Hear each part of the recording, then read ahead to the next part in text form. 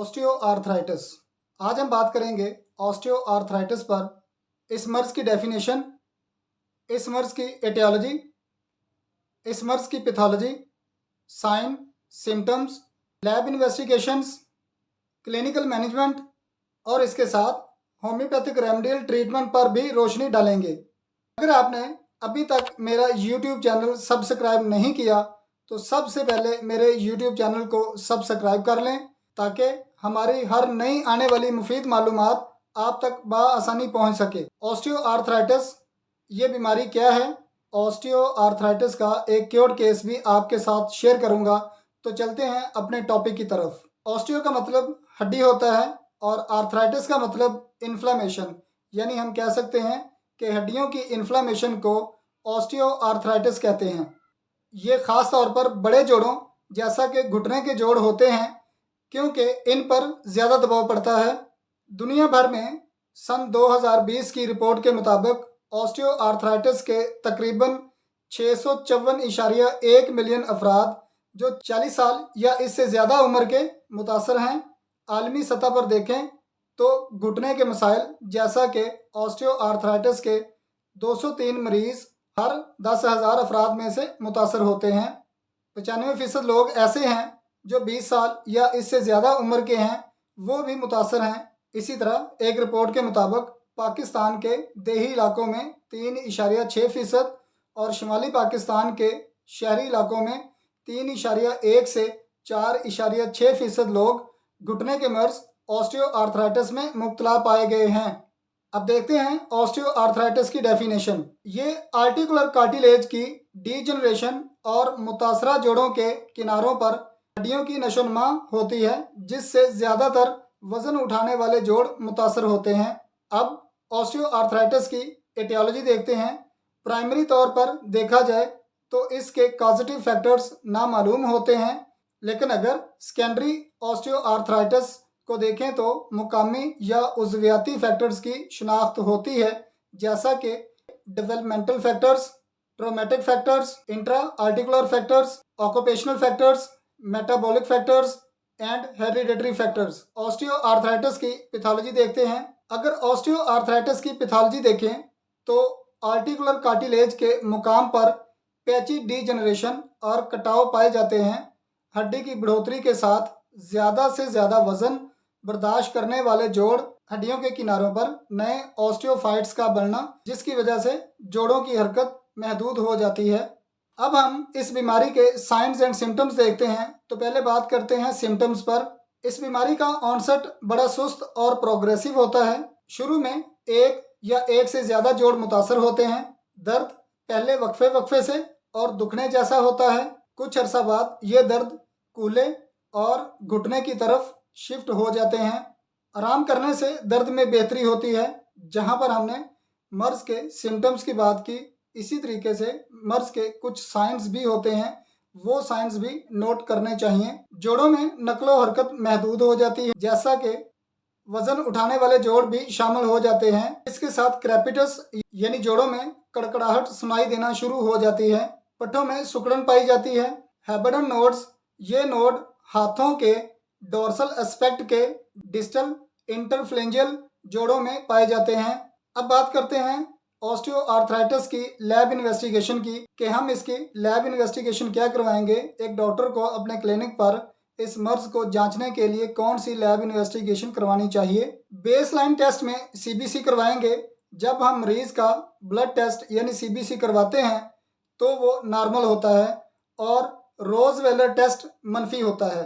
ये रोज़वेलर टेस्ट इंसानी सीरम में रूमेटिक फीवर की क्वालिटेटिव और सेमी क्वांटिटेटिव मिकदार का पता लगाने के लिए एक स्लाइड हीम एग्लूटिनेशन का तरीकाकार है। ऑस्टियोआर्थराइटिस के मरीज़ में जब हम एक्सरेज करवाते हैं तो उसमें जोड़ों के दरमियान जो जगहें होती हैं वो तंग दिखाई देती हैं। ऑस्टियोप्रोसिस में ऑस्टियोफाइट्स और हड्डी के किनारों पर होंठों की तरह के उभार देखे जा सकते हैं। ऑस्टियोआर्थराइटिस के मरीज़ की क्लिनिकल मैनेजमेंट इस तरीके से करेंगे। मरीज़ को हदायत करेंगे कि जोड़ों का तनाव और दबाव कम कर दें। जिस्म को उस वक्त तक आराम की हालत में रखें जब तक कि दर्द कम ना हो जाए। जिस्मानी वज़न को कम कर दें। दर्द वाले जोड़ों पर गर्म टकोर करें। मुतासरा जोड़ों पर हल्का हल्का मसाज करें। हाइड्रोथेरेपी का भी एहतमाम किया जा सकता है। आइसोमेट्रिक एक्सरसाइज करें। इसका मतलब है कि tightening of a specific muscle और अ ग्रुप ऑफ मसल्स। जी जनाब, ये था ऑस्टियोआर्थराइटिस का केस, जिससे हमें ये पता चला कि इस बीमारी में मरीज से अलामात कैसे लेनी है और लेबोरेटरी की कौन कौन सी रिपोर्ट्स करवाएंगे। अब चलते हैं ऑस्टियोआर्थराइटिस के अपने क्योर्ड केस की तरफ। ये मरीज क्लिनिक पर 15/4/2015 को तशरीफ़ लाया। मरीज़ का नाम MA, उम्र 45 साल। मरीज़ की शादी 2001 में हुई, जिसमें से 2 मेल बेबी और 1 फीमेल बेबी थी। मरीज़ का वज़न 78 किलोग्राम। चीफ कंप्लेन, दाएं घुटने में दर्द, हल्का सा झटका लगने पर दर्द शुरू हो जाता था। पास्ट हिस्ट्री, पिछले 4 माह से तकलीफ और शदीद दर्द। घुटने की दर्द कम करने के लिए नी कैप से सपोर्ट दी हुई थी ताकि दर्द कम महसूस हो। गैस्ट्रोएंटराइटिस भी था। एक्सेसिव फ्लैचुलेंस थी। गैस खारिज होने से पेट में बेहतरी महसूस होती थी। टू मच कॉन्स्टिपेशन, यानी 2-3 दिन तक पखाना नहीं आता था। मेंटल जर्नल सिम्टम्स, इंतहाई शफीक, इंतहाई हमदर्द। अचानक जज्बात वाली खबरें परेशानियों का बायस बनती हैं। मरीज़ असाबी मिजाज था। फैमिली हिस्ट्री में वालिद को शुगर थी और वालदा कैंसर की मरीज़ा थी। वालदा कैंसर की एडवांस स्टेज की वजह से इंतकाल कर गई थी। लैब इन्वेस्टिगेशन जो मरीज़ अपने साथ लेकर आया था, एक्सरेज में दाएं घुटने में ऑस्टियोफाइट्स दिखाई दिए।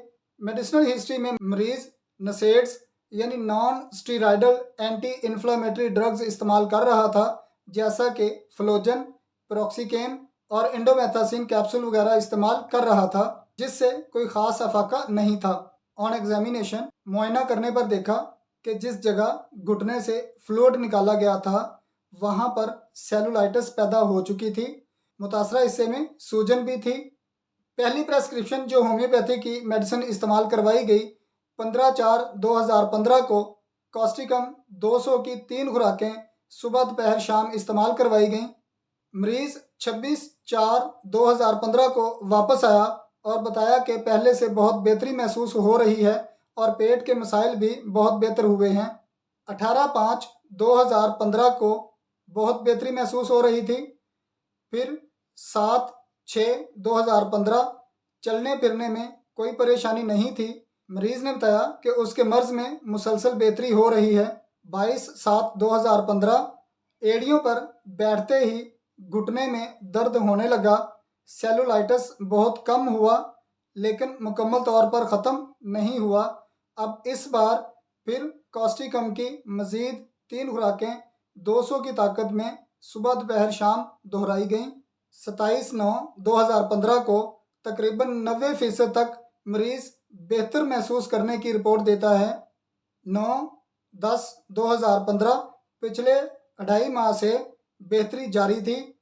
जब मरीज़ कोई मुशक्क़त वाला काम या मेहनत वाला काम करता है तो ज़्यादा दर्द महसूस करता है। अब दोबारा कॉस्टिकम की 3 खुराकें सुबह दोपहर शाम रिपीट करवाई गईं। 30/10/2015 को मरीज़ दोबारा क्लिनिक पर आता है और अपनी रिपोर्ट बताता है। मैदे के मसाइल भी ठीक हैं और कॉन्स्टिपेशन में भी बेहतरी है और दर्दों की सूरत हाल भी 99% बेहतर है। इसी तरह ये मरीज़ तकरीबन 7 माह तक ज़ेरे इलाज रहा और अल्हम्दुलिल्लाह ये मरीज़ मुकम्मल शिफा याब हो गया। तो जनाब, कैसा लगा आज का लेक्चर? एक तो हमारा ऑस्टियोआर्थराइटिस की sign, symptom, lab investigation, pathology और सब कुछ था कि हमें पता चल सके कि ये मर्ज़ क्या है। और दूसरा जो हमने आपको क्योर्ड केस दिया अपना, जो कि सिंगल रेमेडी सिर्फ कॉस्टिकम की 200 डोजेस से 3 से 4 बार रेपिटेशन करने से पेशेंट को अल्लाह ताला ने शिफा दी। तो आप भी इसी तरीके से नए से नए केस को सीखने के लिए, केस टेकिंग को सीखने के लिए, मटीरियल मेडिका को सीखने के लिए हमारे चैनल के साथ जुड़े रहें। अपना ख्याल रखें और मुझे अपनी दुआ में याद रखें। Thank you very much. अस्सलाम वालेकुम।